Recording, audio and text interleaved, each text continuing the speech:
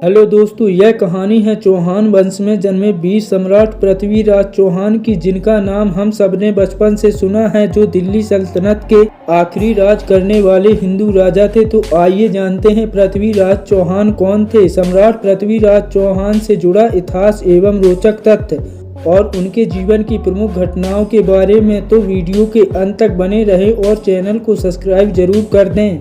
इतिहास के पन्नों में सम्राट पृथ्वीराज चौहान को पृथ्वीराज तृतीय कहा जाता है, क्योंकि उनसे पहले भी उनके नाम पर दो राजा और भी शासन करते थे। पृथ्वीराज तृतीय को सम्राट पृथ्वीराज चौहान के नाम से संबोधित किया जाता है। वो चौहान वंश के एक पराक्रमी राजा थे। पृथ्वीराज को राय पिथौरा भी कहा जाता है। यह नाम उन्हें उनके दादाजी अंगद ने दिया था। इनका शासन उत्तर प्रदेश के राजस्थान, पंजाब, हरियाणा, दिल्ली और मध्य प्रदेश और उत्तर प्रदेश, जिसे उस काल में सपाद लक्ष्य कहा जाता था, इनकी राजधानी अजमेर हुआ करती थी। लेकिन कुछ इतिहासकारों का कहना है कि सम्राट पृथ्वीराज की राजधानी दिल्ली थी।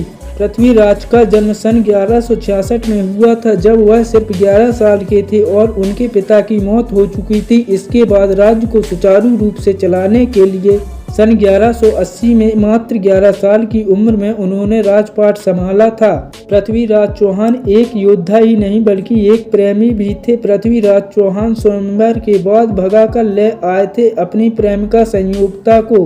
कहते हैं कि इन दोनों की प्रेम कहानी में पन्ना रे का बहुत बड़ा हाथ है। पन्ना रे पृथ्वीराज के पेंटर थे। उन्होंने ही पृथ्वीराज को संयोगता की और संयोगता को पृथ्वीराज की पेंटिंग दिखाई थी, जिसके बाद एक दूसरे को आपस में प्यार हो गया था। लेकिन कहानी यहीं नहीं रुकती है। मोहम्मद गौरी की नज़र अब इस राज्य पर पड़ती है और इसे जीतकर राज करना चाहता था। मोहम्मद गौरी अफगानिस्तान के गौर प्रांत का रहने वाला ईरानी मूल का निवासी था। मोहम्मद गौरी ने भारत पर भी इससे पहले 2 हमले किए थे और हार का सामना करना पड़ा था। इसके बाद सन 1191 में पृथ्वीराज चौहान पर हमला करता है। युद्ध काफ़ी दिनों तक चलता है और गौरी को इस बार भी हार का सामना करना पड़ता है और पृथ्वीराज चौहान उसे बंदी बना लेते हैं। काफ़ी दिन कैद में रखने के बाद उसे रिहा कर दिया जाता है। मोहम्मद गौरी रिहा तो हो जाता है, लेकिन मन में गौरी के बदले की आग में धधक रहा था और अगले युद्ध की तैयारी में जुट जाता है।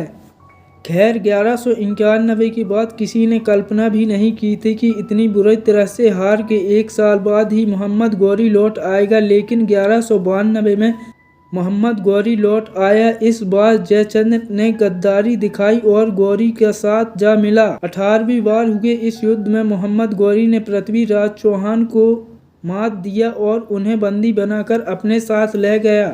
पृथ्वीराज चौहान के साथ उनके मित्र चंद्रदाई को भी बंदी बना लिया गया। सजा के तौर पर गर्म सलाखों से पृथ्वीराज चौहान की आंखें फोड़ दी गईं।